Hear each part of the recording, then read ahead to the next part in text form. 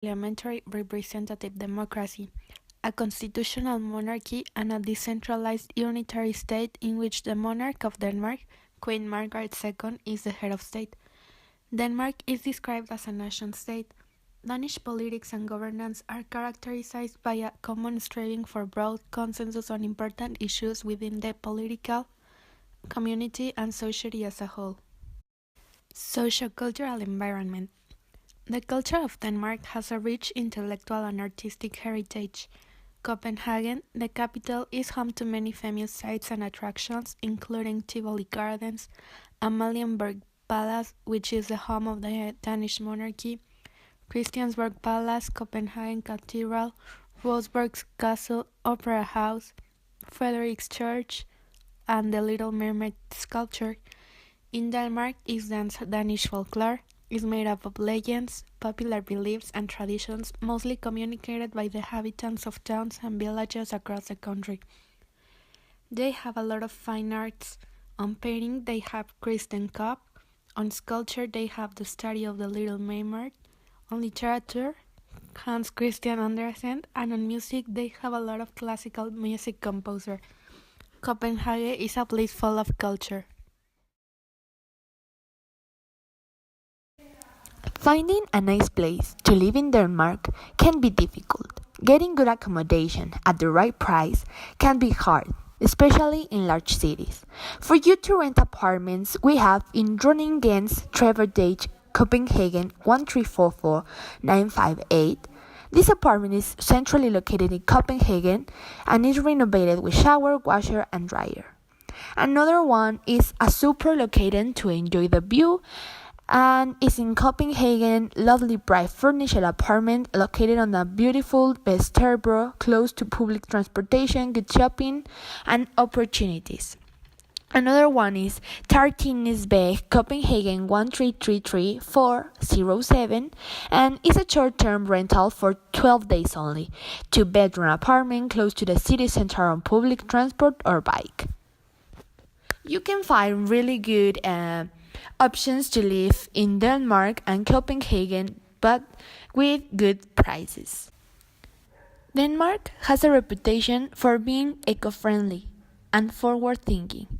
It's a major problem in Denmark. When people visit Denmark, they often remark how clean the streets are and how sparkling everything looks.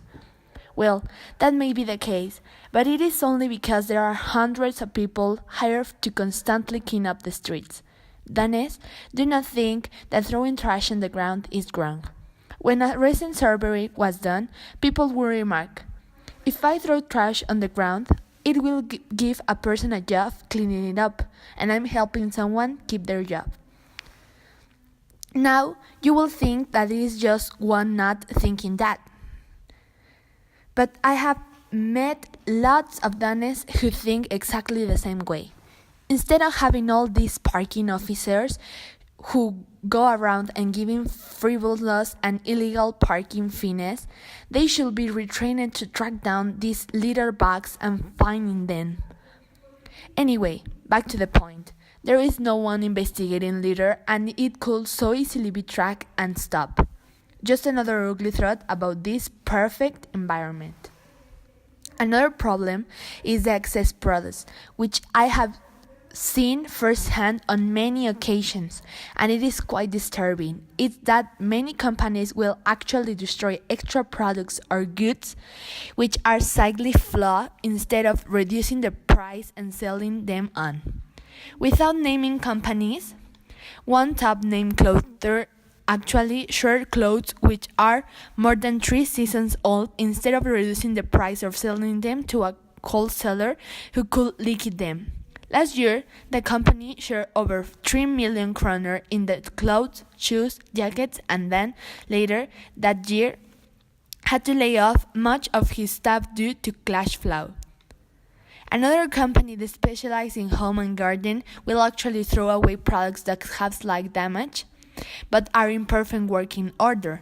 Worked for them for a few months and every day was throwing away perfectly good products instead of discounting them and selling to people who do not mind getting a discount on an item that has only cosmetic damage. So several containers full of perfectly usable goods disposed of quickly. The recycle centers, there are plenty of recycle centers through Denmark, but this is a misnomer.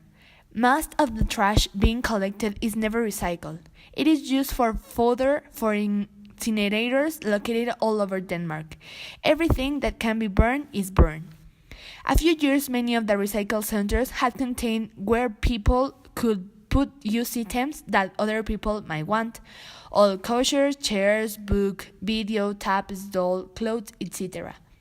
People who turn in some of their unwanted stuff may find something they could use and take it home. It was a nice little service, and many people available them of this service. Well, now they decide they want to either make money off it or wanted to protect themselves from people maybe thinking something and suffering harm from it and getting used. Whatever the reason, you can no longer do it at 90% of recycle centers if you have refused to follow suit. It will be hauled away and burned. More material will be used to create new things instead of letting people who could benefit from it take it home. So many more things could be done, and the implementation will be much easier than most of the environment nonsense they promote. Copenhagen has a very good PIB. This means their inhabitants have a good standard of living. It also means that the average salary of its inhabitants is among the highest in the world. It is shown by the Human Development Index that Danes are among those with the best quality of lives. Foreign trade is equivalent to two-thirds of PIB, and most commercial transactions are carried out with other countries of the European Union like Germany, Copenhagen's main trading partner, followed by Sweden and then United Kingdom. Outside the countries are United States, Norway, and Japan. 46.2% of Danish production comes from the service sector, followed by the public sector and industry. These activities include trade, transport, and financial activities. The public sector accounts for approximately 25% of PIB. The Danish industry is dominated by small and medium enterprises. The main company in the country is Danish Crown, and among the best known around the world are the Carlsberg and Lego. In agriculture and livestock, the most important products are dairy products and pork. On energy, Copenhagen extracts oil and natural gas. Gastronomy in the top of Denmark. In the top of Denmark, your appetite will be whet. Let yourself be tempted by good fresh ingredients from the region's many producers, or enjoy a well-prepared meal at the many cafes or restaurants that are found in the region. Quench your thirst with a quality glass of beer at one of the small local breweries. You will find everything from the gourmet dinners to small delicious snacks. Some of the famous restaurants in Copenhagen is the Farmers Cafe. You can have brunch and lunch. Another one is the Hotel Lisboa's restaurant, that is a restaurant in Leopold. Another one is Dem Gamble Smithy, a restaurant in very cosy surroundings in a former smithy, just across the street from Borglum Cloister and former monastery. Another one is Roots Gourmet. Roots Gourmet is an exclusive gastronomic experience with menus from Nordic cuisine. Another one is Roots Brasserie. Roots Brasserie offers French cuisine of the highest quality. Another one is Whitcock Fish and Scaldier. Whitcock Fish and Scaldier has been in the last part of the famous Bandes Ball houses at Skagenhav in 1987 and is today a larger restaurant run by two generations of accommodation, 180 guests outdoor. Another one, restaurant Lilleheden. Lilleheden Restaurant and Cafe is a fish restaurant with large steaks. Another one is Hotel Viking Restaurant. Hotel Viking Aqua Spa and Wellness Resort bids you welcome to 100% pampering and well-being. Another one is Farg Madsen Savvy. And another one, the last one, is Bistro Horing. You can find these restaurants in Copenhagen, Denmark.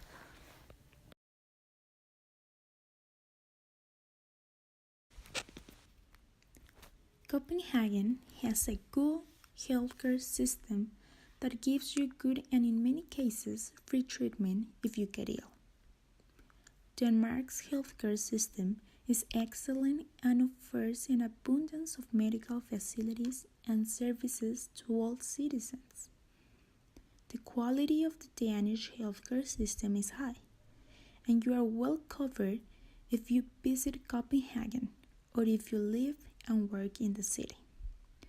It is important to know that you get a yellow health insurance card, which you need for going to the doctor, to the hospital, etc. The health insurance card, also called the yellow card, is a proof that you are part of the Danish health insurance. This means that you don't have to pay for a doctor or hospital treatment. You only pay for a part of your medicine. The Danish school system is divided into different stages. After public school, you have a choice of different schools and educations.